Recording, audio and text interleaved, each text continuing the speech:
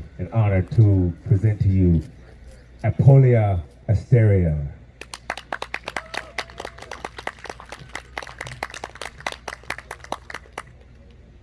Hello everyone, my name is Apolla Asteria and it's good to be here on this lovely day in Cambria, California. My presentation I normally give is very visual, so I'm going to do my best to talk out the photos that I'm going to be describing at the end here. But for the live viewers on the live stream, you will be seeing a video of these designs of circular communities and vertical gardens, which I'm going to be getting into here. So my presentation for today is on solutions for humanity. But before I get into that, I just want to introduce myself a little bit. I am a disclosure activist. By that I mean I'm an activist in regards to disclosure of ufology and basically like reverse backwards engineered technologies and free energy technology, because I feel that is definitely something that's very important right now. I'm usually a speaker in the UFO disclosure community, also in like conspiracy kind of conferences and things like that. Also, I'm the host of the YouTube channel Apolla Asteria. I just started it back in November, so please go ahead and subscribe. It would be very awesome of you. Also, I like to describe myself as an exopolitician. So exopolitics is basically the future of government. So it's basically what exopolitics is it's coined by Michael Salla, who is a major political person in the UFO field. And so exopolitics is the future of government as concerned with or creating or influencing policy towards extraterrestrial phenomena and extraterrestrial beings. So I don't know if you've all been paying attention to the news lately over the past few years, or the past year. A lot has been coming out in regards to disclosure. People used to call people that are into ufology conspiracy theorists, but now this is very much something that is at the top of news all over the place. We had the 180 days till full disclosure, and to me and people like myself in the UFO community, we're very excited about this, because what this means is the release of free energy technology, the release of technology that our tax-paying dollars are going into black budget programs, which are basically like the technology they have is years and years advanced from what we could even comprehend. And this means free energy technology. They probably already have anti-gravity technology. You know, like I said, all sorts of technologies that are being repressed that could really bring humanity up on a whole nother level. And the reason why we're not there yet is because there are these, certain corporations that don't want us to have this technology in the hands of the general population. So, and also I come from a background of entertainment. I'm in the entertainment industry. You can look me up on IMDb me, Apolla Asteria. I'm an actor, musician, but over the past year, I've just really put everything into being an exopolitician, because I feel, like I said, that is the future of politics. So, disclosure activism, another thing in regards to that. So my presentation is on solutions for humanity. The future is brighter than you think. And I really felt it was important to give this presentation. I've been doing it over the past 5-6 years at conspiracy, UFO, and spiritual conferences, because I feel that on the mainstream media, they're always talking about all the problems in the world. They're never talking about the solutions. So it's how are we able to collectively manifest a brighter future for ourselves as a collective human race if we have no visual perception of what that is? So that's why my presentation is normally very visual. I like to go over these different circular community designs, vertical gardens, and things like that. So I'll be playing that, like I said, on the video at the end of the live stream for the audience here, but I'm going to go over and talk out some of the solutions first. But definitely the best part is what I'll be getting into at the end here with the visual side of things.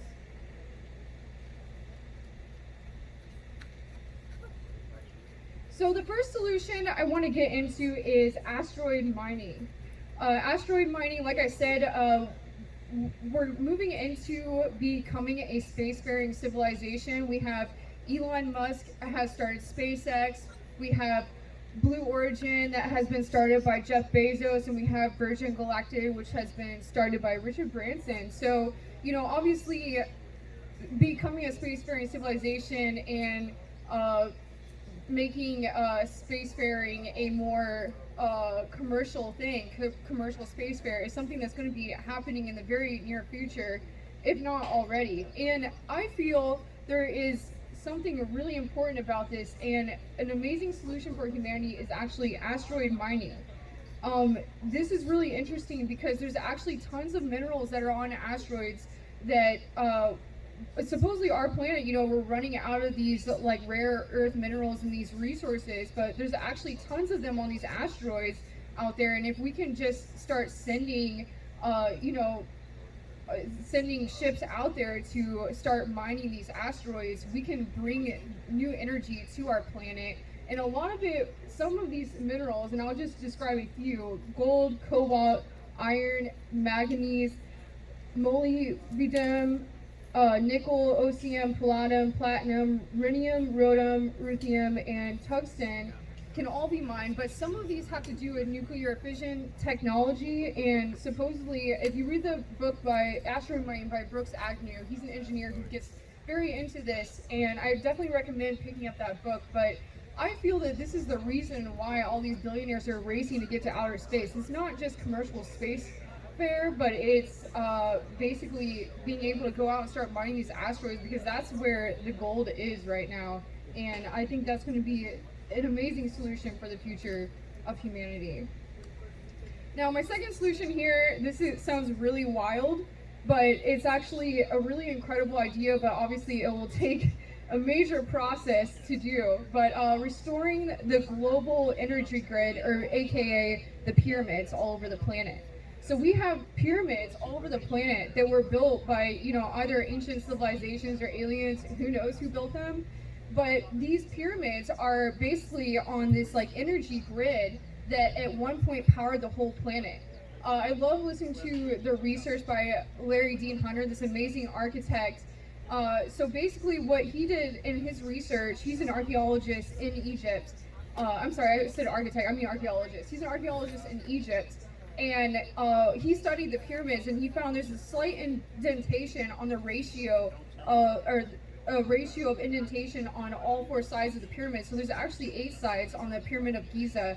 And he took that ratio of the indentation of them and put them into the solar panels there in the solar panel fields outside Vegas, because they kept exploding. And when he put the slight indent, the ratio of the exact indent of the side of the Great Pyramid into these mirrors of the solar panels outside Vegas, they stopped exploding. So basically what these are like solar panels. And he always says the term, like, if you blink once, blink twice, light has already gone around the planet 8 times. So the pyramids used to be sided in white limestone, and if you look at them from above, they look like a circuit board, basically. And so I know this sounds like a major operation, but if we can side all the pyramids back with white limestone, they're basically Tesla coil technology, and it would be free energy to power the entire planet. And I personally believe that might have been what they were once used for. So I think it would be amazing if we could go into a restoration process of the pyramids.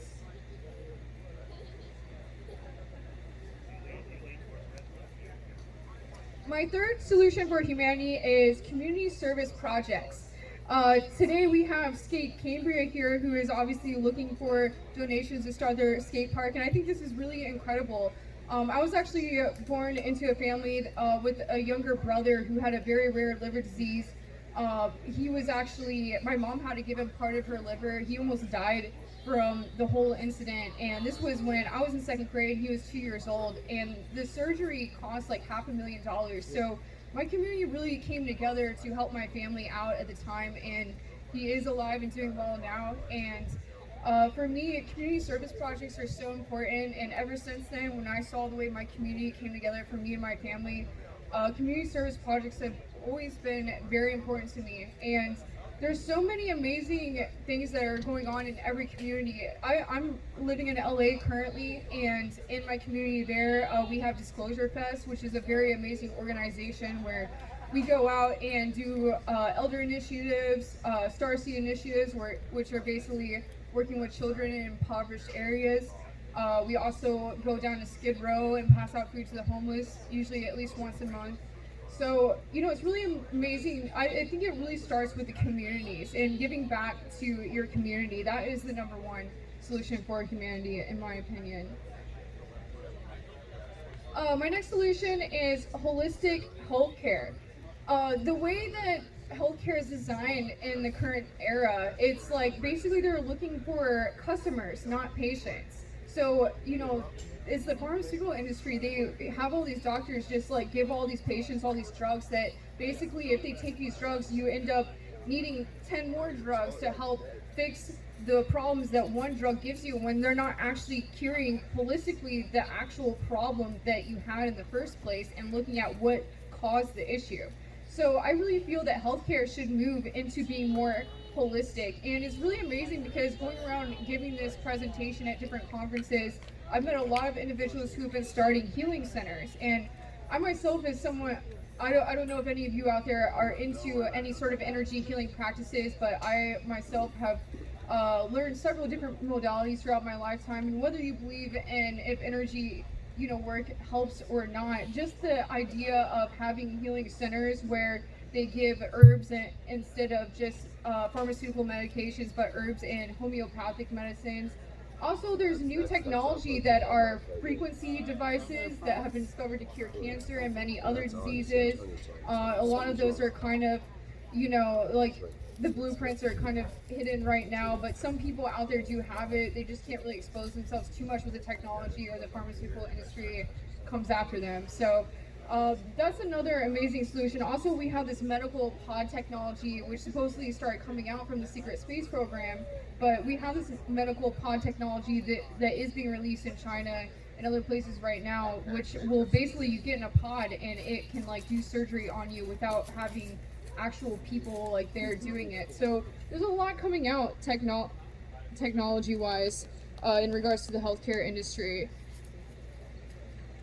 Education. So some solutions for education is I really feel that education should be geared towards the individual. So when a child goes into school, I feel like they should be able to take kind of maybe standardized testing or something at the very beginning of school to start going into classes that are more geared towards their own personal skill set. I think if this started happening from the very beginning and children could start developing who they are from the very beginning in regards to where their skills and assets are, I think it would make it for more, more successful individuals in the future. Also with education, I feel that meditation should be used in place of detention.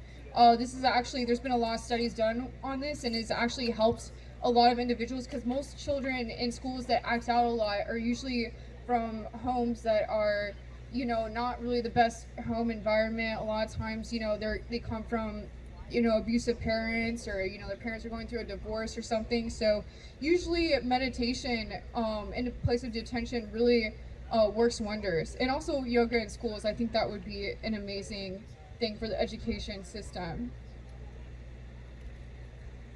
In regards to politics, I just want to say I fully support the Free and Equal Elections Committee. I think it's amazing getting rid of the two-party system and making it so that every party can run on an equal platform is probably the number one solution in politics, in my opinion. It's like all they're trying to do is divide and conquer. It's a divide and conquer agenda, and it's been that way for a long time. And I think and obviously there's these other parties that are running, but they can't really actually run on an equal platform. They can't debate on an equal platform. So I fully believe that if every party was able to run on an equal platform and we truly had these other options, I feel like that would get rid of the separation that is happening right now in politics, which, as we have seen over the past few years, has gotten completely out of control.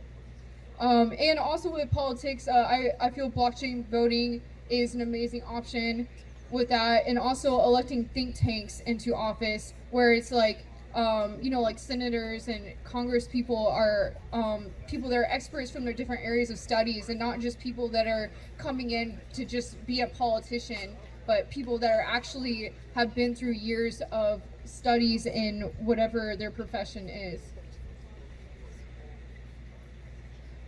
So the last thing in regards to politics, a lot of people, like I said, there's this whole divide and conquer separation kind of agenda that's been playing out. And another side of that aspect of that is people tend to argue globalism versus nationalism. So globalism is the idea of opening up borders in order to bring the entire world together under one economic and political umbrella, with the presumption that peace can be achieved through the creation of a single system of international law which has the ability to trump the national laws of sovereign countries.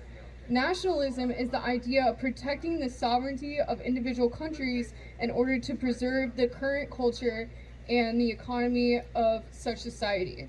So I feel that the solution to this is, I feel that globalism and nationalism are both, should be two sides of the same coin. We shouldn't be looking at this versus that. I feel that we should really bring them together, and I feel it's really being a community-oriented society, whether it's just, you know, focusing on the community that is around you, but also focusing on the entire human community and the entire planet and the entire human community, that our entire collective. And I feel that this is actually a very much a representation of what it means to be a matriistic society. We've been in this patriarchal society over the past 2,000 years, and you know, before that we were in a matriarchal society or matriistic, and I think we're going to be moving back towards that, where it's going to be a community oriented society. And that doesn't mean, you know, oh, we're only going to be nationalism, or oh, it's only going to be globalism. It means nationalism and globalism. We're going to be focusing on our own communities and focusing on the human planet as a community. So my other solution for humanity is the Venus Project, and this is my favorite part of the presentation. This is the part where it gets very visual, but obviously I can't pull up the photos right now. I'll have them play a video at the end of my presentation here. But if any of you haven't heard of the Venus Project, please do yourself a favor and look it up. It's basically these amazing designs of circular communities, where the communities are all designed so that the main community centers are in the center, and then there's these kind of parks and gardens on the outer rings, hydroponic grow areas in the outer rings. And I just want to make a disclaimer that the Venus Project, they do say that they want it all run by AI, and I don't agree with that aspect of it. I don't think that would be a good idea, but personally. But I do love their designs, and all their designs are something that can be built right now that are run completely off free energy and are completely self-sustaining communities. So the Venus Project is an organization that proposes a feasible plan of action for social change, a holistic global socio-economic system called a resource-based economy that works towards a peaceful and sustainable global civilization. It outlines an alternative to strive toward where human rights are not only paper proclamations, but also a way of life. So a community-centered culture, basically what that means is that, you know, Earth is obviously abundant with technologies and resources, and our practice of rationing resources through monetary control is no longer relevant and is counterproductive to our survival. So, you know, I normally read a lot here, but I just want to get into the idea of these circular communities, because obviously you can't see the photos of them up here, but it's basically where like the community centers would be in the center. And then there's like kind of apartment areas in the outer rings. And if you want your own home, that can be way past the outer rings, you know, instead of living in an apartment type area. But in the apartment type buildings, there will be the healthcare center is going through the center of the building.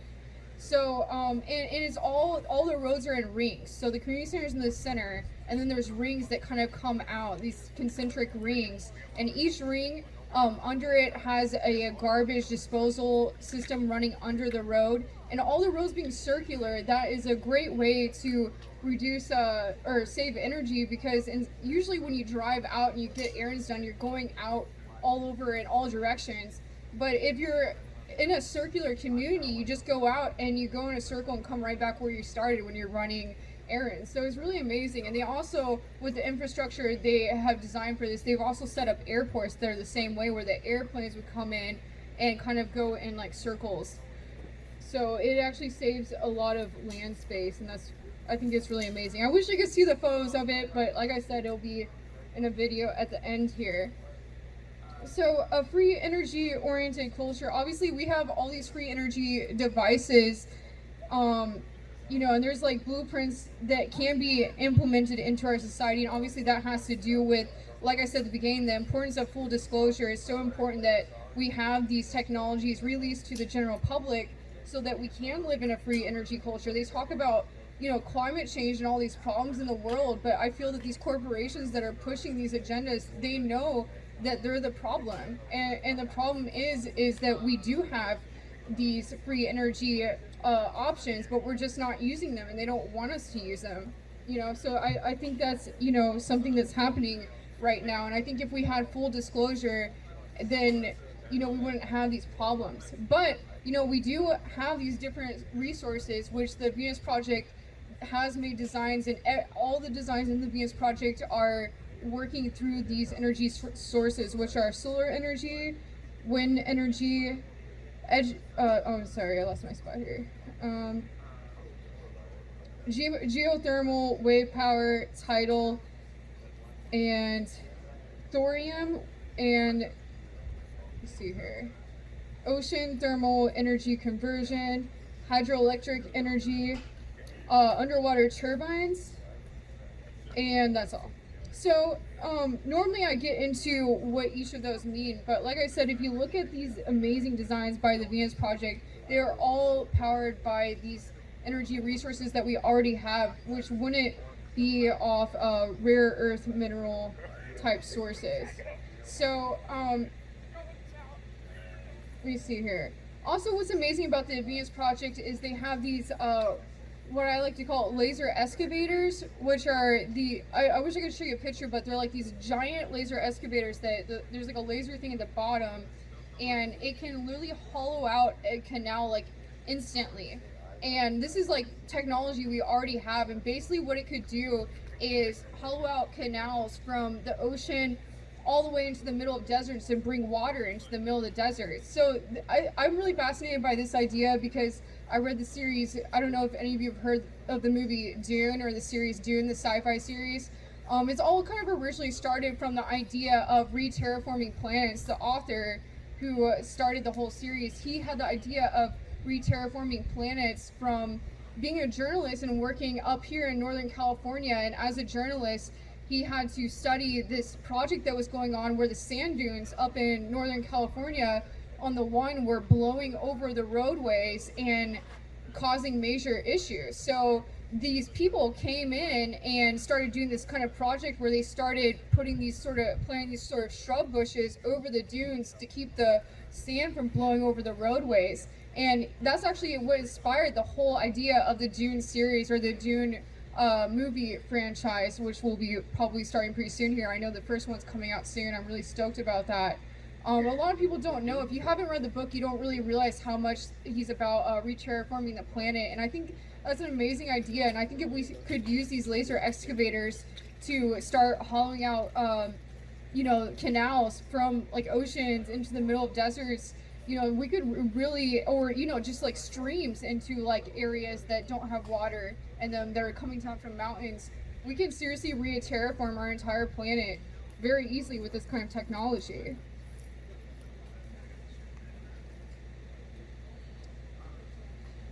So, normally I kind of talk about some of these designs that I would be showing here, but I will say, okay, so another option we have here, besides the Venus Project, is Earthships. So Earthships, I'm sure a lot of you know about those, but they're basically self-sustaining homes. It's different than the Venus Project. It's its own idea, and they're made completely from recycled items, where they kind of recycle the water is filtered through the entire home like 4 times before being deposited into a field nearby. And there's solar panels. It's charged with solar panel technology, and they have their own greenhouses, and they can be really beautifully well made. So I really like these designs too, and they have little to no heating or cooling systems because the way that they're built, the materials they're built with, they kind of heat and cool themselves. And because they have their own greenhouses, which the water circulates through, you can actually grow your own food, your own vegetables. constantly. Another amazing design solution that I have for humanity is vertical gardens. So I'm from the Midwest. Originally, I was born and raised in the Midwest in Illinois, and it's just cornfields for miles and miles and miles. But you look at these skyscrapers, and so with vertical gardens, basically what they are like skyscrapers or gardens that grow up vertically. So it's like skyscrapers that have an entire hydroponic grow on each floor. But what's amazing about these, and they're really amazing designs, but what's really incredible about these is, instead of, wasting all this like land, and not that farming is a bad thing, but instead of growing on all this land, you can grow up and have it all hydroponic and be able to control the climate with it. And what's also amazing is, I wish I could show you the photos here, but you can actually even do these on the outsides of buildings that are, functioning as office buildings. So like, your office building can have these hydroponic grow systems going around the outside of the building, or like the inner like ring or the outer ring of the building. And you could even the office buildings could even be growing their own food for the cafeteria, and then they could be making like vegan food in the cafeteria off the food that they're growing on the building. And it's actually like a really beautiful look. So the viewers that are watching online will be able to see these photos and what they actually look like. So that was my presentation. I'm sorry, that was like a lot to go through there. I wish you could have seen the photos and the designs. But I just want to end with one thing. This is one of my favorite quotes. It's by Mother Teresa. We the willing, led by the unknowing, are doing the impossible for the ungrateful. We have been doing so much. We've been doing so little for so long. We are now qualified to do anything with nothing. Thank you.